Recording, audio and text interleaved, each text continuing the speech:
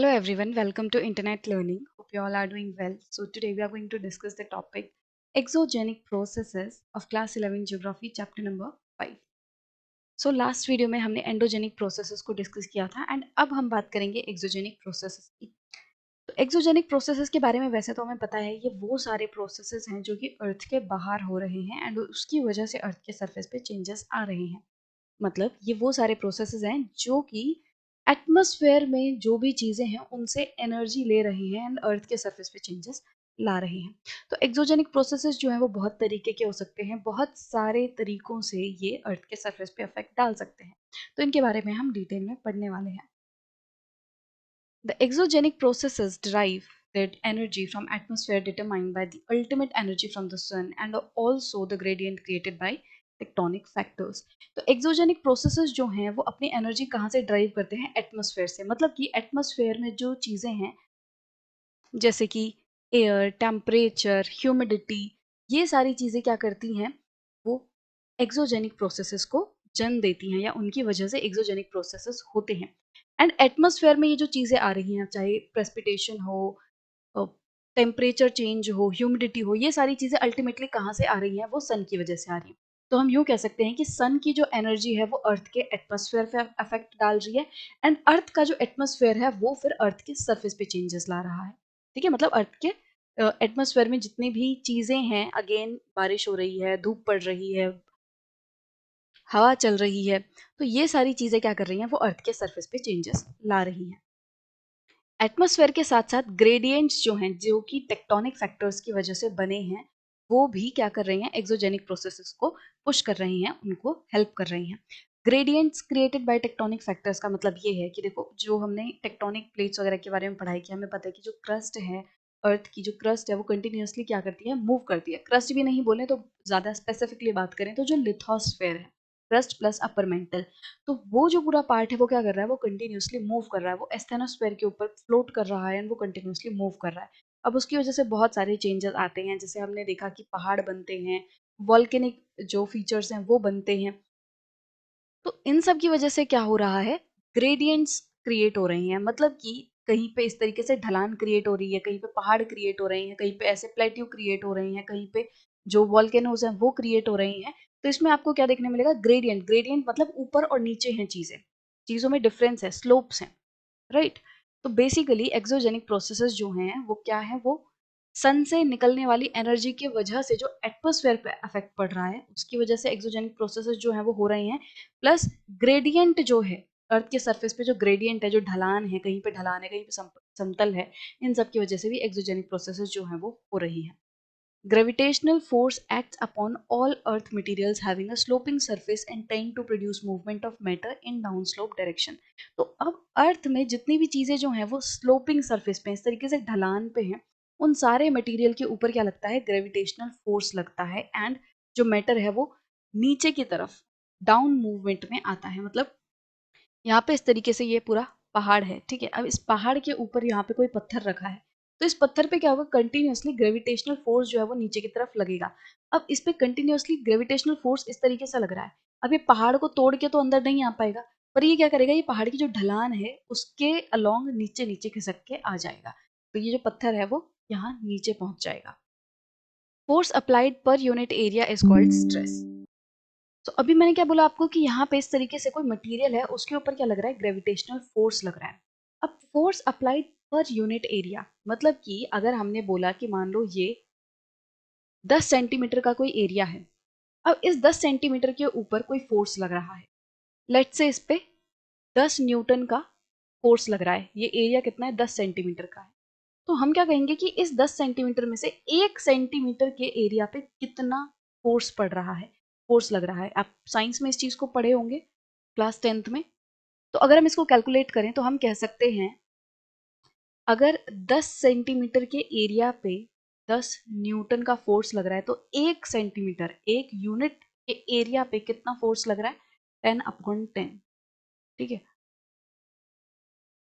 तो इसको हम कह सकते हैं 1 सेंटीमीटर पे 1 न्यूटन का फोर्स लग रहा है। अगर 10 से कंफ्यूज हो रहे हो तो ऐसे मान लो ये जो फोर्स है वो 20 न्यूटन का है, ठीक है। तो 10 सेंटीमीटर के एरिया पे 20 न्यूटन का फोर्स लग रहा है, तो इसको हम क्या कह सकते हैं कि अगर 10 सेंटीमीटर के एरिया पे 20 न्यूटन का फोर्स लग रहा है, तो इसको हम क्या कह सकते हैं कि 1 सेंटीमीटर के एरिया पे कितने न्यूटन का फोर्स लग रहा है, 2 न्यूटन का।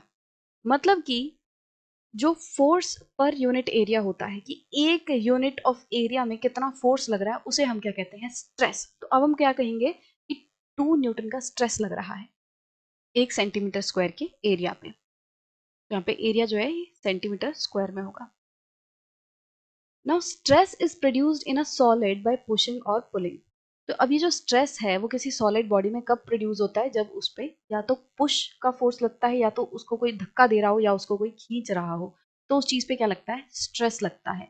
This induces deformation. और जब किसी चीज पे धक्का लगाया जाता है या किसी चीज को खींचा जाता है, तो उसकी वजह से क्या होता है, डिफॉर्मेशन होता है, उसकी फॉर्म जो है वो चेंज हो जाती है। Forces acting along the faces of earth materials are shear stresses. Separating forces.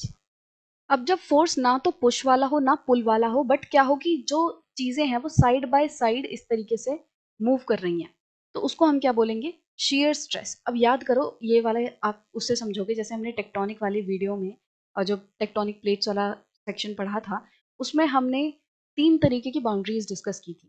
Convergent boundary, जिसमें जो प्लेट्स हैं वो दोनों एक दूसरे की तरफ मूव करती हैं, ये क्या हो गया, कन्वर्जेंट बाउंड्री। दूसरा हमने पढ़ा था डाइवर्जेंट बाउंड्री, जिसमें प्लेट्स जो है वो एक दूसरे के अपोजिट में, मतलब जो उनका मूवमेंट रहती है वो एक दूसरे के अपोजिट रहती है, तो ये होती है डाइवर्जेंट बाउंड्री। एक हमने पढ़ी थी ट्रांसफॉर्म बाउंड्री, जिसमें ना ही तो वो डाइवर्ज हो रही होती ना ही वो कन्वर्ज हो रही होती, बट एक दूसरे के अलोंग ऐसे मूव करती। तो इस वाले जो कन्वर्जेंट वाला फोर्स है, इसे हम कह सकते हैं, ये पुश का एग्जाम्पल हो सकता है कि इन दोनों को आपस में कोई धक्का लगा रहा हो, कोई दबा रहा हो। ये वाला जो है पुल का, हम कह सकते हैं कि दोनों को इस तरीके से खींच रहे हैं। और ये क्या है, ट्रांसफॉर्मेशन वाला जो है, ये एग्जाम्पल हम समझ सकते हैं shear स्ट्रेस की तरह, कि ये क्या लग रहा है, यहाँ पे shear स्ट्रेस लग रही है। ये मैंने आपको टेक्टोनिक प्लेट से ऐसे ही बस कनेक्ट करके समझा दिया, क्योंकि वो चीज़ आपने अच्छे से समझी हुई है, तो हो सकता है आपको यहाँ क्लियर हो जाए। हालांकि इनका ऐसा कोई कनेक्शन है नहीं। तो shear फोर्स मतलब क्या होता है, देखो जैसे ये एक मटेरियल है एंड ये दूसरा मटेरियल है। अब इसमें क्या हो रहा है कि इसमें ये दोनों आगे पीछे हो रहे हैं, एक ऊपर जा रहा है एक नीचे जा रहा है। तो जैसे ये ऊपर आ गया एंड दूसरा वाला जो है इस तरीके से नीचे आ गया। तो इसमें ये आगे पीछे नहीं हो रही है, इस तरीके से, ये ऊपर हो गया ये नीचे। अगर मैं पुश और पुल का एग्जांपल दिखाऊं तो आपको उससे समझ आ जाएगा कि ये एक मटेरियल है एंड ये दूसरा मटेरियल है। अब इसमें पुश कब होगा, जब दोनों तरफ से इनमें इस तरीके से धक्का लगेगा, इनमें दोनों एक दूसरे की तरफ धक्का लग रहा है। एंड पुल कब होगा, जब ये एक दूसरे से इस तरीके से अवे होंगे, दूर जाएंगे। मान लो इनको कोई खींच रहा हो, तो इधर से और इधर से, तो ये क्या हो रहे हैं, खींच रहे हैं। तो शेयर मतलब बेसिकली यहाँ पे जब एक दूसरे के साइड बाय साइड चीजें मूव करें, तो उसे हम कहेंगे शेयर स्ट्रेस। इसे सेपरेटिंग फोर्सेस भी कहते हैं। तो ये सारी चीजें क्या हो रही हैं, ये अर्थ के मटेरियल पे एक्ट कर रही हैं, मतलब जो सॉलिड बॉडी हैं उन पे फोर्स लग रहा है, उन पे स्ट्रेस लग रहा है, जो कि पुशिंग या पुलिंग हो सकता है। इसकी वजह से डिफॉर्मेशन हो रही है। वो फोर्स जो कि मतलब मटेरियल के फेसेस, मतलब साइड बाय साइड अगर अफेक्ट करता है, तो उसे हम shear स्ट्रेस कहते हैं, जो कि सेपरेटिंग फोर्स होता है। It is this stress that breaks rocks and other earth material. और इन्हीं ये जो shear स्ट्रेस है, इसी की वजह से क्या होता है, अर्थ का जो मटेरियल है वो क्या करता है, वो ब्रेक होता है। The shear stresses result in angular displacement और slippage। shear stress की वजह से क्या होता है, angular displacement या फिर slippage होता है। angular displacement मतलब कि इस तरीके से किसी एंगल पे कोई चीज मूव करे, पहले यहाँ थी और यहाँ से मूव करके यहाँ आ गई। या फिर इसे हम क्या क्या कह सकते हैं, स्लिपेज, की कोई चीज स्लिप कर रही है। तो shear स्ट्रेस क्या करती है, एंगुलर डिस्प्लेसमेंट या फिर स्लिपेज करवाती है। Besides the gravitational stress, earth materials become subjected to molecular stresses that may be caused by a number of factors, amongst which temperature changes, crystallization and melting are the most common.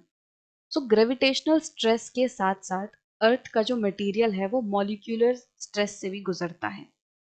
Molecular stress जो है वो काफ़ी सारे कारणों से हो सकता है, जैसे कि टेम्परेचर चेंज।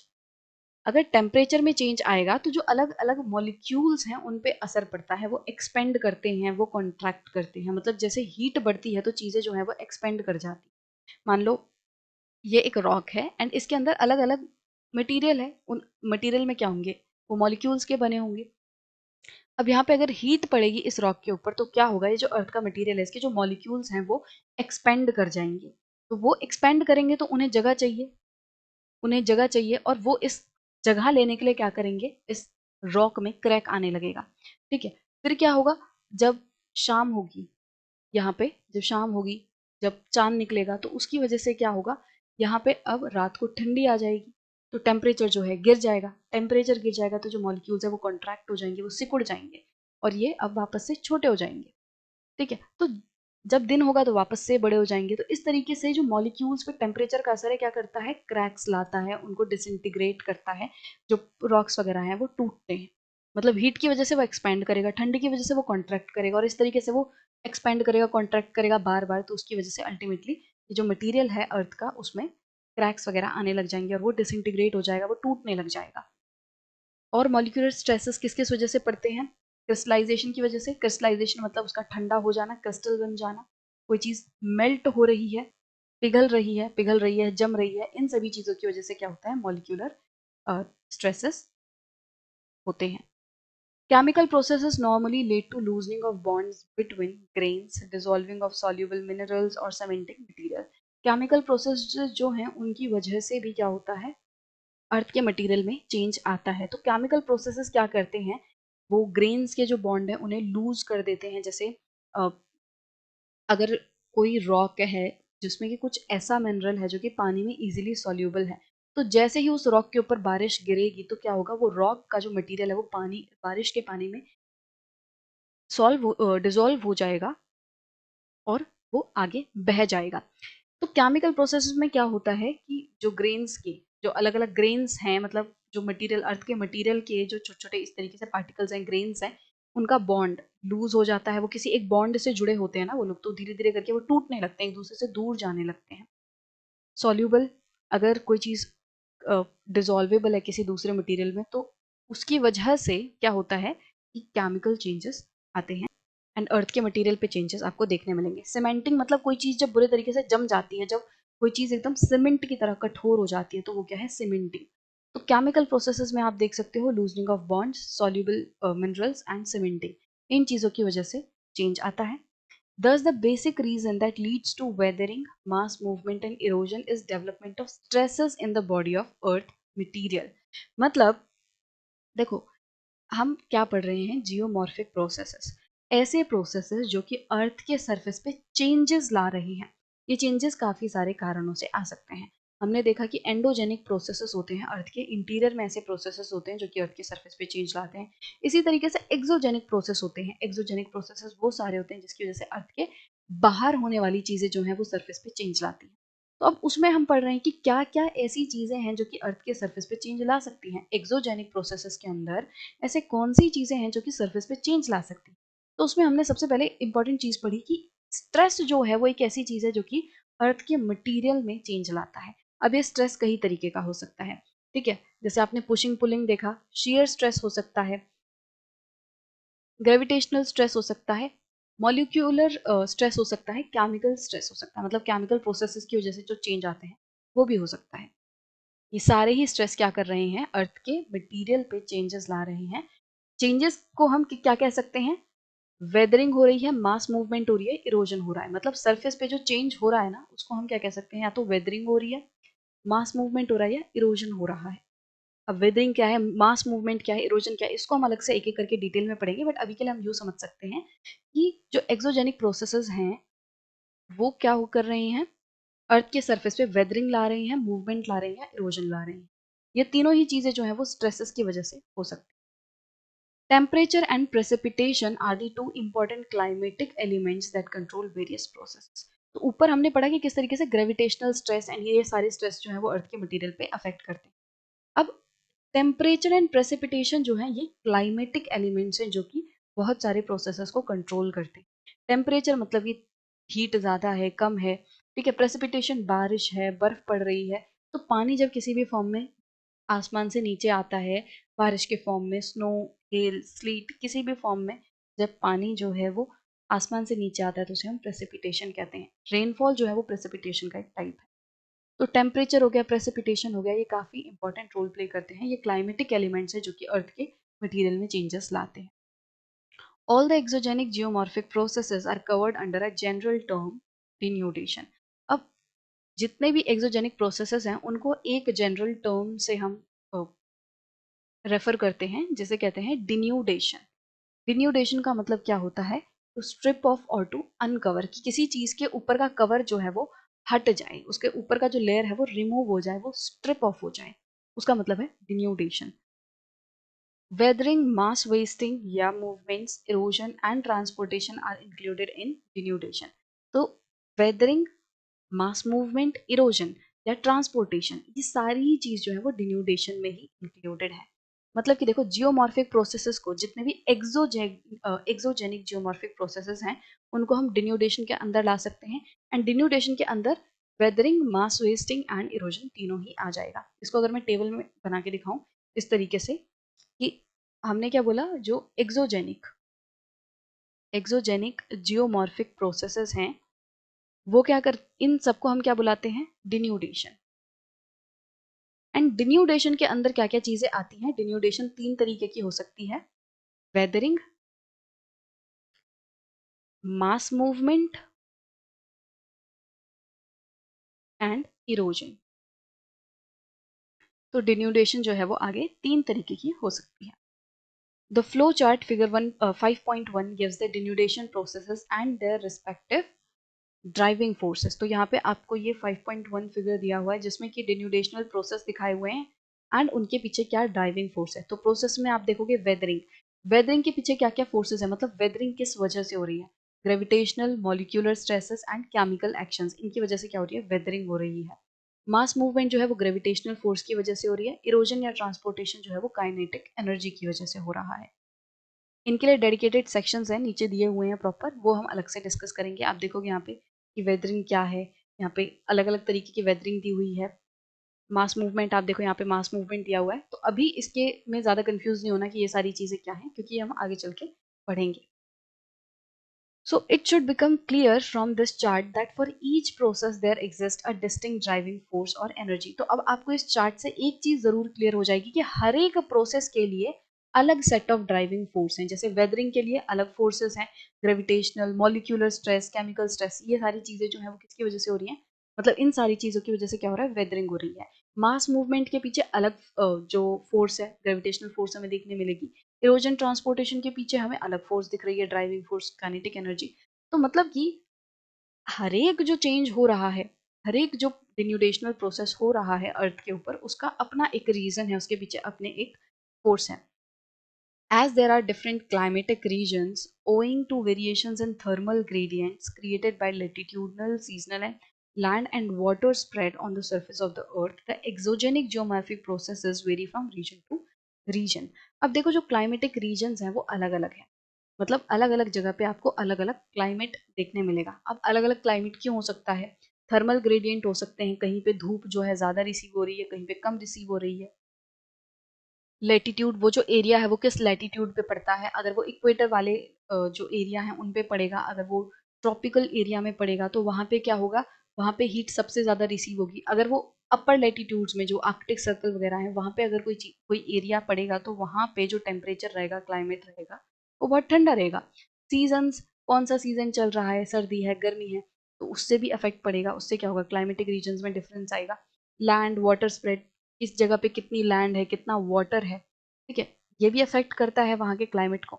तो इन सारी चीजों की वजह से जो जियोमॉर्फिक प्रोसेसेस हैं वो अलग अलग जगह पे अलग अलग देखने मिलेंगे।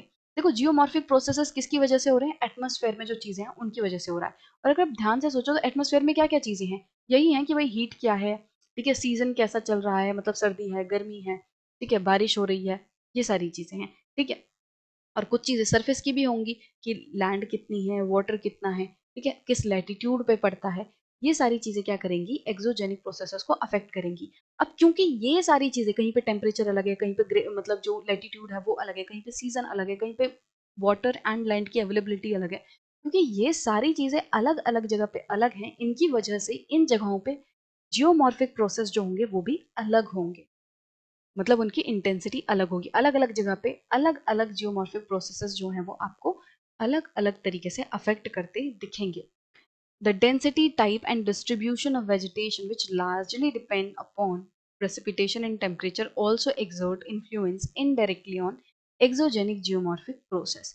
अब किसी जगह पे होने वाले जो पेड़ पौधे हैं, उन पेड़ पौधों की क्या डेंसिटी है, क्या टाइप है, किस तरीके से वेजिटेशन डिस्ट्रीब्यूट हो रखी है, ये सारी चीज़ें जो हैं वो किस पे डिपेंड करती हैं, प्रेसिपिटेशन एंड टेम्परेचर पे। जैसे आपने देखा होगा अलग अलग तरीके के फॉरेस्ट पड़े होंगे, evergreen forest, deciduous forest, temperate जो है फॉरेस्ट। तो ये क्या है, ये अलग अलग जगह पे जो क्लाइमेटिक कंडीशन है, प्रेसिपिटेशन है, टेम्परेचर है, उसकी वजह से आपको वेजिटेशन अफेक्ट होती दिखाई देगी। और ये जो वेजिटेशन है वो भी इनडायरेक्टली एक्सोजेनिक जियोमॉर्फिक प्रोसेसेस को अफेक्ट करती है।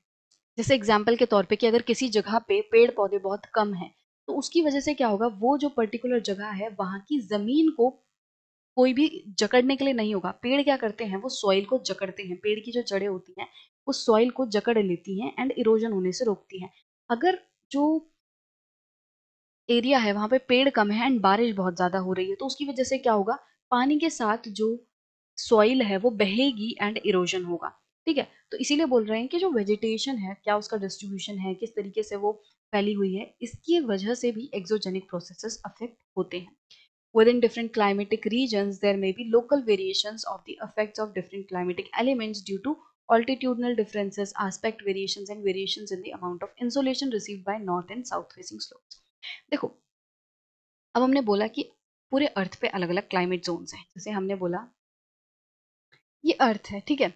अब इस अर्थ पे अलग अलग क्लाइमेट जोन्स हैं, मतलब कि आपको बीच में क्या देखने मिलेगा, इक्वेटर देखने मिलेगा एंड इसके ऊपर आपको 23.5 डिग्री नॉर्थ पे आपको क्या देखने मिलेगा, tropic of cancer and 23.5 degree south पे आपको क्या देखने मिलेगा, ट्रॉपिक ऑफ कैप्रिकॉन। तो ये पूरा हम ट्रॉपिकल रीजन कह सकते हैं। यहाँ पे जो क्लाइमेट कैसा रहता है, काफी ज्यादा गर्म रहता है, बहुत ज्यादा इंसोलेशन या जो सूरज की किरणें हैं वो ये एरिया रिसीव करता है। इसके ऊपर आपको देखने मिलेगा यहाँ पे 66.5 डिग्री नॉर्थ पे आर्कटिक सर्कल एंड नीचे आपको 66.5 डिग्री साउथ पे आपको क्या देखने मिलेगा,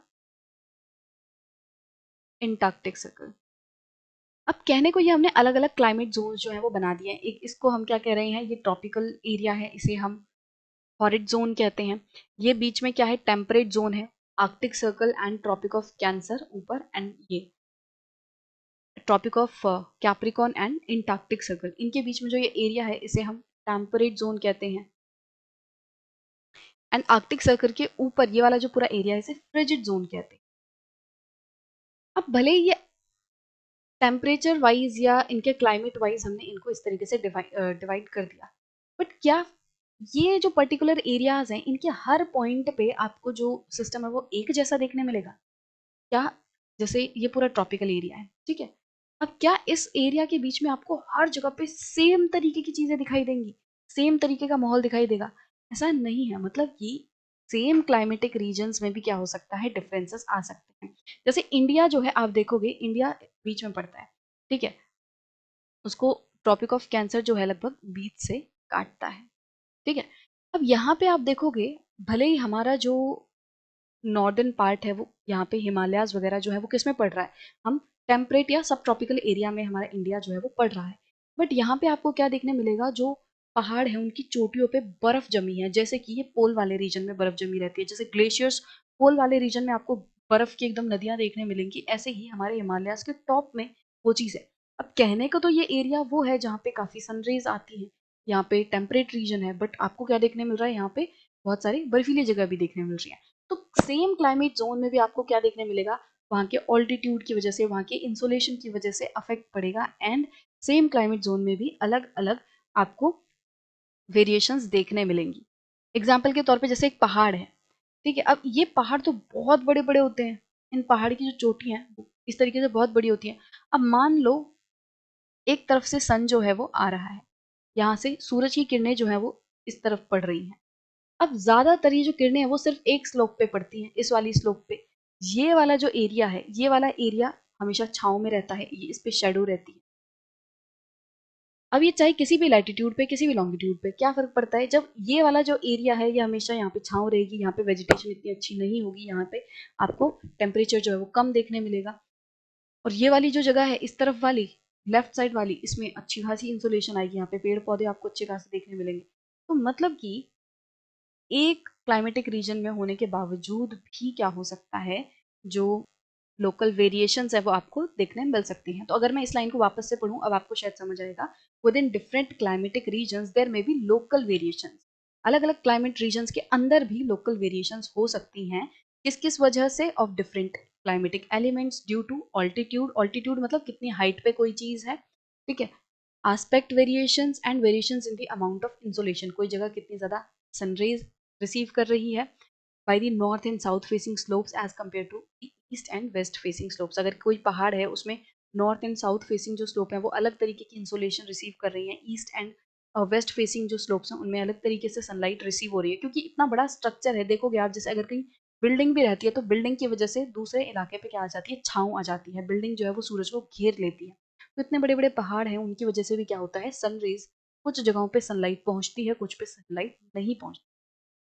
So further, due to differences in wind velocities and directions, amount and kind of precipitation, its intensity, the relation between precipitation and evaporation, daily range of temperature, freezing and thawing frequency, depth of frost penetration, the geomorphic processes vary within any climatic region। तो मतलब again same climatic reason में क्या है, और भी काफी सारी चीजें अलग हो सकती हैं। जैसे हवा की बात करें तो विंड वेलोसिटीज अलग होंगी। भले ही पूरा ट्रॉपिकल जोन है बट कहीं पे विंड बहुत तेज चल रही है, कहीं पे विंड ना के बराबर चल रही है, ठीक है। तो विंड की डायरेक्शन अलग हो सकती है, विंड की स्पीड अलग हो सकती है। Amount and kind of precipitation, कितनी अमाउंट में बारिश हो रही है और किस तरीके की बारिश हो रही है। मतलब जो प्रेसिपिटेशन है वो रेनफॉल हो रही है या स्नो पड़ रही है या स्लीट पड़ रहे हैं, ओले पड़ रहे हैं कि बर्फ पड़ रही है, ना कि बारिश हो रही है, पानी वाली बारिश हो रही है, वो क्या रहा है। तो इसका भी अफेक्ट पड़ेगा। इट्स इंटेंसिटी, कितनी भारी मात्रा में बारिश आ रही है, कितनी नहीं आ रही है, ठीक है। प्रेसिपिटेशन एंड इवापोरेशन के बीच में जो रिलेशन है, कितनी ज्यादा इवापोरेशन हो रही है, वो बारिश बन भी रही है कि नहीं, पता चले इवापोरेशन तो होती जा रही है पर बारिश नहीं आ रही। तो ये जो रिलेशन है बारिश और इवापोरेशन के बीच में। टेम्परेचर में डेली रेंज क्या है, दिन का टेम्परेचर क्या है, रात का टेम्परेचर क्या है। जैसे आप राजस्थान में देखोगे दिन का टेम्परेचर 50 डिग्री पहुंच जाता है, एंड वही रात का टेम्परेचर जो है वो ठंडी मतलब उसमें 10 डिग्री के लगभग पहुंच जाएगा। मतलब मौसम बहुत ठंडा हो जाता है। तो डेली रेंज ऑफ टेम्परेचर क्या है। Freezing and thawing frequency, freezing and thawing, freeze मतलब तो कोई चीज का ठंडा होना, थॉइंग मतलब उसका पिघलना, ठीक है। तो फ्रीजिंग एंड थॉइंग फ्रीक्वेंसी क्या है, कोई चीज कितनी तेजी से पिघल रही है, कितनी तेजी से जम रही है। डेप्थ ऑफ फ्रॉस्ट, जो फ्रॉस्ट पेनिट्रेशन है, मतलब जो एक तरीके से बर्फ जम रही है चीजों की, वो कितने अंदर तक बन रही है, कोई चीज कितनी कितनी ठंडी पड़ रही है कि जिसकी वजह से फ्रॉस्ट जम रहा है। जियोमॉर्फिक प्रोसेसेस जो हैं वो इन सारी चीज़ों की वजह से, ये जो पूरा पैराग्राफ आपने पढ़ा, इन सारी चीज़ों की वजह से एक पर्टिकुलर क्लाइमेटिक रीजन में भी अफेक्ट हो सकता है। जो जियोमॉर्फिक प्रोसेसेस है वो चेंज हो सकते हैं। जैसे फिर से अगर हम ये वाले पिक्चर पे आए तो ये हमारा जो इंडिया है वो ट्रॉपिकल एंड सब ट्रॉपिकल या टेम्परेट एरिया में होने के बावजूद भी आपको क्या यहाँ पे देखने मिलेगा, यहाँ पे बर्फ भी पड़ रही है। कुछ जगह ऐसी है जो कि बहुत ज्यादा बारिश रिसीव कर रही हैं, जैसे कि जो मेघालय है, मौसिन राम, चेरापूंजी, वो वाले इलाके हैं, वहाँ पे बहुत ज्यादा बारिश रिसीव हो रही है। वो वर्ल्ड के वेटेस्ट प्लेस है, ठीक है। देखो क्लाइमेटिक जोन पे या लेटीट्यूड वाइज देखोगे तो आप वो लगभग सेम इलाके पे हैं। यहाँ पे आप राजस्थान देखोगे तो राजस्थान जो है वो ऐसा इलाका है जिसमें बहुत कम बारिश पड़ती है, सूखा रहता है, वहाँ पे रेत आपको देखने मिलेगा। तो भले ही ये मतलब लेटिट्यूडनल वाइज या क्लाइमेट वाइज मोटे मोटे तौर पे सेम रीजन है, बट उसके अंदर भी डिफरेंसेस हो सकते हैं बहुत सारे कारणों से। और वो कारण अभी हमने पढ़े कि भाई विंड की वेलोसिटी अलग हो सकती है, बारिश की इंटेंसिटी अलग हो सकती है, पहाड़ किस तरीके से कहाँ पे स्लोप में इंसुलेशन मिल रही है, कहाँ पे नहीं मिल रही है, किस ऑल्टीट्यूड पे वो प्लेस, कितनी हाइट पे वो प्लेस जो है वो सिचुएटेड है। ये सारी चीजें जो हैं वो जियोमॉर्फिक प्रोसेसेस को अफेक्ट करेंगे, एंड इन सभी चीजों के अलग अलग होने की वजह से जियोमॉर्फिक प्रोसेस भी काफी वेरी करेंगे। Climatic factors being equal, the intensity of action of exogenic geomorphic processes depends upon type and structure of rock। देखो ऊपर वाले पैराग्राफ में अभी तक हमने क्या पढ़ा कि मान लो यहाँ पे रॉक्स वगैरह सेम है, बट क्योंकि क्लाइमेट वगैरह, क्लाइमेट, एयर, इंसुलेशन, ये सब डिफरेंट हैं, तो इनकी वजह से जो सेम तरीके के रॉक्स होने के बावजूद भी इन पे जो असर पड़ेगा वो अलग होगा, ठीक है। अब इसका अपोजिट देखो, जो हमने पैराग्राफ शुरू किया उसमें क्या है, मान लो क्लाइमेटिक कंडीशन सेम है। अब मान लो क्लाइमेट कंडीशन किसी पर्टिकुलर जगह पे सेम है, बट उस पर्टिकुलर एरिया में अगर जो रॉक्स वगैरह हैं वो अलग होंगी, ये जो रॉक्स हैं वो अलग अलग तरीके की होंगी, तो इसकी वजह से क्या होगा, यहाँ पे जो असर पड़ेगा सेम क्लाइमेट कंडीशन होने के बावजूद भी जो असर पड़ेगा वो क्या होगा, अलग होगा। आई होप कि आपको डिफरेंस समझ आ रहा हो। क्लाइमेटिक फैक्टर्स इक्वल होने के बावजूद भी क्या देखने मिलेगा कि जो एक्सोजेनिक जियोमॉर्फिक प्रोसेसेस हैं वो अलग अलग तरीके से अफेक्ट करेंगे, क्योंकि जो जियोमॉर्फिक प्रोसेसेस हैं, एक्सोजेनिक जियोमॉर्फिक प्रोसेसेस हैं, depends upon type and structure of rocks. वो जो रॉक है वो किस तरीके की हैं, क्या उनका टाइप है, क्या उनका मिनरल कंपोजिशन है, इन सारी चीज़ों पे अफेक्ट पड़ेगा। The term structure includes such aspects of rocks as fold, faults, orientation and inclination of beds, presence or absence of joints, bedding planes, hardness or softness of constituent materials, chemical susceptibility of mineral constituents। देखो यहाँ पे क्या बोल रहे हैं कि जो rock का टाइप एंड स्ट्रक्चर है अगर वो अलग होगा तो क्लाइमेट फैक्टर सेम होने के बावजूद भी उन पे अलग अलग तरीके से एक्सोजेनिक जियोमॉर्फिक प्रोसेसेस अफेक्ट करेंगे। अब ये स्ट्रक्चर ऑफ रॉक का मतलब क्या है? स्ट्रक्चर ऑफ रॉक का मतलब है कि उस रॉक का, जैसे वो फोल्ड है, जैसे फोल्डेड रॉक्स हैं इनमें फोल्ड आ रखे हैं, फॉल्ट्स उनमें क्रैक आ रखे हैं। ओरिएंटेशन क्या है? वो जो जैसे जो रॉक है मान लो वो इधर पे है, ढलान पे है, तो हम क्या कह सकते हैं कि इसका ओरिएंटेशन क्या है, इस तरीके से डाउनवर्ड स्लोपिंग है। ठीक है। इंक्लिनेशन किस तरफ है, जो चीज है, जैसे मान लो प्लेन जो है वो फ्लैट है बट कोई रॉक इस तरीके से टेढ़ी है तो इसका इंक्लिनेशन देखो किस तरफ है। ठीक है। इंक्लिनेशन क्या है? प्रेजेंस और एब्सेंस ऑफ जॉइंट्स, उन चीज़ों में जॉइंट है कि नहीं, मतलब जो रॉक्स हैं उनमें जॉइंट, जैसे क्रैक होते हैं वही समझ लो आप, क्योंकि अगर कोई चीज़ जॉइंट होगी किसी जगह पे तो उसमें आपको क्रैक्स ऐसे देखने मिलेंगे।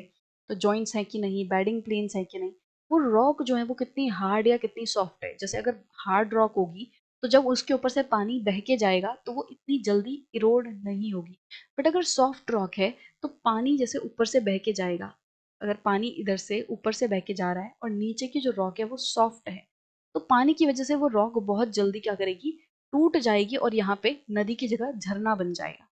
ठीक है। अब क्योंकि नीचे की जो सॉफ्ट रॉक थी वो टूट गई और पानी जो है अब वो इस तरीके से झरने की फॉर्म में बह रहा है। तो रॉक की हार्डनेस क्या है, सॉफ्टनेस क्या है, किस तरीके के मिनरल्स उस रॉक में हैं, केमिकल ससेप्टेबिलिटी, केमिकली वो रॉक कैसी है, जैसे परमिएबल है कि नहीं, इम्परमिएबल है कि नहीं, मतलब उसमें से पानी पार हो जाता है या नहीं होता। तो ये सारी चीजें क्या करती हैं, वो सेम क्लाइमेट फैक्टर्स होने के बावजूद भी अलग अलग असर उन पे दिखता है जियोमॉर्फिक प्रोसेस का। जैसे देखो ऊपर से सेम तरीके का पानी बह रहा है, मैंने अभी आपको नदी का एग्जांपल दिया। मान लो ये एक हार्ड रॉक है, उसके बाद एक सॉफ्ट रॉक है, फिर यहाँ पे हार्ड रॉक है और फिर यहाँ पे सॉफ्ट रॉक है। ठीक है। अब ये एरिया एक ही एरिया है, मान लो ये 10 किलोमीटर का एरिया है पूरा, उसमें आपको ऐसी जो पूरी रॉक्स हैं अलग अलग देखने मिलेगी।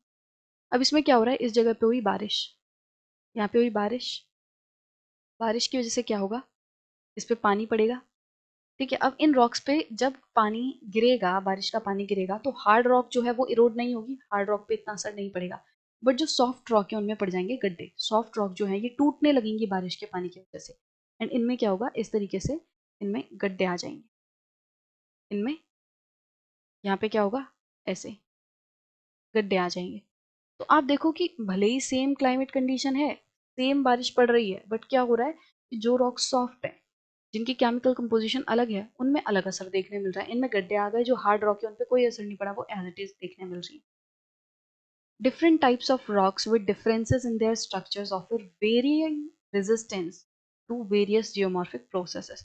तो डिफरेंट टाइप्स की अलग अलग तरीके की जो रॉक्स होती हैं जिनमें अलग स्ट्रक्चर देखने मिलेगा, तो हर एक रॉक का एक अपना रेजिस्टेंस होता है जियोमॉर्फिक प्रोसेसेस को लेकर। रेजिस्टेंस मतलब उनको, उनसे लड़ने की क्षमता क्या है, उनको रोकने की क्षमता क्या है, कितना आप रेजिस्ट कर पा रहे हो, कितना उसको रोक पा रहे हो। ठीक है। तो अलग अलग रॉक्स की अलग अलग रेजिस्टेंस कैपेसिटी होती है। जैसे यहाँ पे आप देखोगे जो हार्ड रॉक है वो काफी ज्यादा रेजिस्ट कर रही है वाटर से, मतलब उसके ऊपर जो बारिश का पानी पड़ रहा है उसको वो रोक रही है, उसकी वजह से वो इरोड नहीं हो रही। बट सॉफ्ट रॉक जो है वो बहुत इजीली इरोड हो गई, तो इस ये काफी कम रेजिस्ट कर रही है पानी की वजह से, ये रेजिस्ट ज्यादा नहीं कर पा रही, पानी से लड़ नहीं पा रही और ये इरोड हो जा रही है। तो अलग अलग रॉक्स में क्या होगा, अलग अलग रेजिस्टेंस होगी जियोमॉर्फिक प्रोसेसेस के लिए।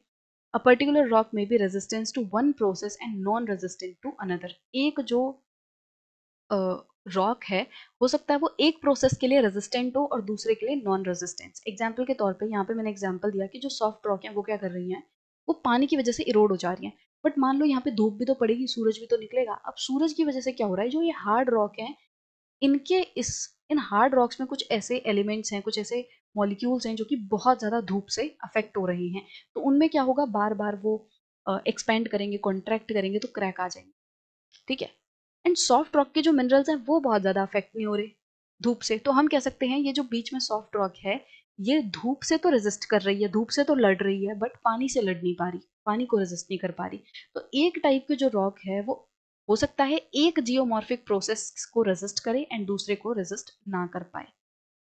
And under varying climatic conditions, particular rocks may exhibit different degrees of resistance to geomorphic processes and hence they operate at different rates and give rise to differences in topography. तो जो अलग अलग rocks हैं वो अलग अलग climatic conditions में क्या करती हैं, अलग डिग्री ऑफ रेजिस्टेंस शो करती है। मतलब कि इस सेम रॉक को अभी मैं उठा के किसी दूसरे इलाके में 1000 किलोमीटर दूर ले जाऊं, जैसे ये वाला जो इलाका था ये मान लो ये ट्रॉपिकल इलाका है। अब इस सेम रॉक को उठा के मैं ले गई किस में, यहाँ पे इसको पोलर वाले रीजन में ले गई। तो पोलर रीजन में सेम रॉक होने के बावजूद भी क्या होगा कि ये जो क्लाइमेटिक कंडीशन है वो इस पे अफेक्ट करेंगी। मतलब ये काइंड ऑफ रिपीटेशन है चीज़ों का, बट मोटे मोटे तौर पे आपको ये समझना है कि जो ये जियोमॉर्फिक प्रोसेसेस हैं वो अलग अलग कंडीशन में अलग अलग तरीके से एक्ट करेंगे। जो रॉक्स हैं या जो अर्थ के मटेरियल हैं, भले ही क्लाइमेट सेम है बट क्योंकि अर्थ के मटेरियल अलग अलग हैं तो उन पे जियोमॉर्फिक प्रोसेसेस अलग तरीके से अफेक्ट करेंगे। और मान लो अर्थ का मटेरियल सेम है किसी पर्टिकुलर जगह पे, मतलब आपको क्या देखने मिलेगा, यहाँ पे भी सेम रॉक है, यहाँ पे भी ये ऑरेंज वाली सेम रॉक है, सॉफ्ट रॉक है जिसे मैं कह रही हूँ ट्रॉपिकल एरिया में। एंड जो दूसरी जगह पे ये सेम रॉक है, सेम मिनरल कंपोजिशन है, बट ये पोलर रीजन में है। अब ये सेम रॉक होने के बावजूद भी क्योंकि ये अलग अलग क्लाइमेटिक कंडीशन में है तो इन पे असर पड़ेगा, वो अलग होगा। ठीक है। The effects of most of the exogenic geomorphic processes are small, slow, and may be imperceptible in a short time span, but will in the long run affect the rocks severely due to continued fatigue. अब ये देखो, ये जो geomorphic processes हैं, exogenic geomorphic processes, ये वैसे तो बहुत छोटे होते हैं, मतलब कि बहुत धीरे धीरे धीरे धीरे करके ये रॉक्स के ऊपर अफेक्ट डालते हैं, जो कि शॉर्ट टर्म में दिखने इम्पॉसिबल हो सकते हैं। कि मतलब हो सकता है कि आपको शॉर्ट टर्म में पता ही ना चले, 1 साल में 2 साल में आपको पता ही ना चले कि असर पड़ रहा है, रॉक्स जो है वो चेंज हो रही हैं, कुछ इरोजन हो रहा है, हो सकता है आपको शॉर्ट टर्म में ना पता चले, बट लॉन्ग रन में इनका अफेक्ट जो है वो बहुत ज्यादा देखने मिल सकता है, सीवियर हो सकता है ड्यू टू कंटिन्यूड फिटिक। फिटिक का मतलब होता है थकान हो जाना, मेहनत करना। तो एटमॉस्फेयर में जितने भी प्रोसेसेस हो रहे हैं उन सब की वजह से लगातार जो अर्थ का मटेरियल है, अर्थ की जो रॉक्स वगैरह हैं, वो क्या कर रही हैं, बहुत ज़्यादा मेहनत से गुजर रही हैं, उनके ऊपर बहुत ज़्यादा प्रेशर, बहुत ज़्यादा असर पड़ रहा है। एंड उसकी वजह से धीरे धीरे धीरे करके ओवर द लॉन्ग पीरियड क्या होगा, इन मटीरियल्स में बहुत ज़्यादा चेंज आ जाएगा। 1-2 सालों में, इवन 5 साल 10 साल में भी आपको बहुत ज़्यादा चेंज नहीं नजर आएगा, बट जब आप 50 और 100 सालों में देखोगे तो आपको डिफरेंस नजर आएगा।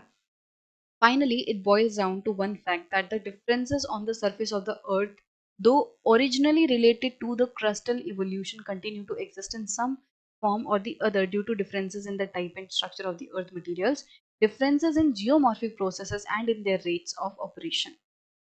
सो अब जो भी हमने ये इतनी बड़ी कहानी पढ़ी, वो अल्टीमेटली उसका क्रक्स क्या है कि देखो, ओरिजिनली जो अर्थ का जो सरफेस है वो अलग अलग है। ये चीज़ हमने डिस्कस की है ना, कि जो अर्थ के सरफेस में जो मटेरियल्स हैं वो अलग अलग हैं, क्योंकि जो क्रिस्टल इवोल्यूशन है वो जिस तरीके से हुआ है, कहीं पे जो इंटीरियर में जो फोर्सेस काम कर रही हैं वो अलग अलग रेट से काम कर रही हैं, तो पूरी जो क्रस्ट है वो सेम नहीं है। आपको अलग अलग मिनरल्स, अलग अलग तरीके की रॉक्स देखने मिलेंगी। एंड ये सब क्यों हुआ है, ये क्रिस्टल इवोल्यूशन की वजह से हुआ है। अब क्रिस्टल इवोल्यूशन की वजह से तो डिफरेंसेस हैं ही, अर्थ के मटेरियल में क्रिस्टल इवोल्यूशन की वजह से तो डिफरेंस हैं ही, बट उसके साथ साथ ये डिफरेंसेस और ज़्यादा बढ़ रहे हैं क्योंकि जो अर्थ के जो ऊपर जियोमॉर्फिक प्रोसेसेस हैं वो भी अलग अलग तरीके से, अलग अलग रेट से ऑपरेट कर रही हैं, जिसकी वजह से जो अर्थ का मटेरियल है उसमें और ज़्यादा डिफरेंस आ रहे हैं। तो अगर मैं इसको एक और बार जल्दी से समराइज करने की कोशिश करूं तो देखो, अर्थ के सरफेस पे जो मटेरियल है, अर्थ के जो रॉक्स हैं, सॉइल है, ये सारी चीज़ें हैं वो अलग हैं, बहुत सारे कारणों से हैं। ठीक है। जब अर्थ बनी थी तो उसमें मिनरल कंपोजिशन वगैरह कुछ ऐसा हुआ जिसकी वजह से अर्थ के क्रस्ट के जो मटेरियल हैं अलग अलग जगह पे आपको अलग अलग दिखने मिलेंगे। तो अर्थ के ऊपर जो मटेरियल है वो अलग है। अब इसके ऊपर काम करने वाले जो जियोमॉर्फिक प्रोसेसेस हैं वो भी अलग अलग तरीके से काम करते हैं, जिसकी वजह से इन रॉक्स में और ज्यादा डिफरेंस आते हैं। सेम जियोमॉर्फिक प्रोसेस है, लेट्स से कि हवा चल रही है। अब हवा चलने की वजह से एक रॉक पे असर पड़ेगा, एक रॉक पे नहीं पड़ेगा। मान लो पानी बह रहा है, अब पानी बहने की वजह से एक रॉक जो है पूरी तरीके से इरोड हो जाएगी, एक रॉक नहीं होगी। तो इस तरीके से ये जो जियोमॉर्फिक प्रोसेसेस हैं वो अलग अलग रॉक्स पे, अलग अलग अर्थ मटेरियल पे अलग अलग तरीके से अफेक्ट करते हैं अलग अलग रीजन्स में। ठीक है, अब नेक्स्ट वीडियो से एक एक करके हम ये जो एक्सोजेनिक जियोमॉर्फिक प्रोसेसेस हैं उनको अलग से डिस्कस करेंगे। हमने देखा कि मेन जो जियोमॉर्फिक प्रोसेसेस हैं वो 3 तरीके के होते हैं।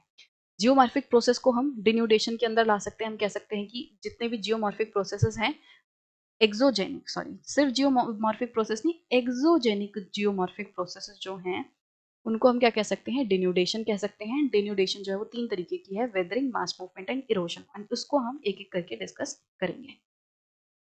सो आई होप कि अभी फिलहाल आपके लिए जो पूरा एक्सोजेनिक प्रोसेस वाला टॉपिक है ये अच्छे से क्लियर होगा। एंड फिर भी अगर नहीं है आपको तो आप नीचे कमेंट्स में पूछ सकते हो। I will try to answer your queries.